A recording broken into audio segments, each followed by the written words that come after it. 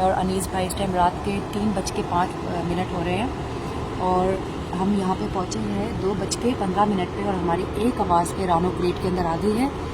और अनीस भाई देखेंगे खाना भी खा रही है जी, माशाल्लाह माशाल्लाह। और अब हम इसको फ्लाइट में लेकर जा रहे हैं और अल्हम्दुलिल्लाह इसने, आप देख रहे कोई मूवमेंट नहीं कर रही, वो उसे कोई गुस्सा नहीं है। She is eating a little bit food हमने दिया है।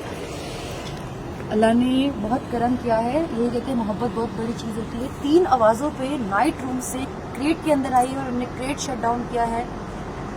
शुक्र अल्हम्दुलिल्लाह। नाउ अब हमारी जर्नी है फ्लाइट की, दुआ में याद रखिए। Sana Raja from Islamabad wild life management board and from Islamabad wild life management board.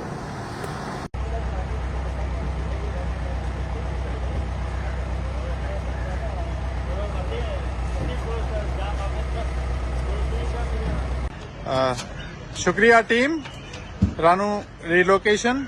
और ये अभी रेडी है, तैयार है रवानगी के लिए।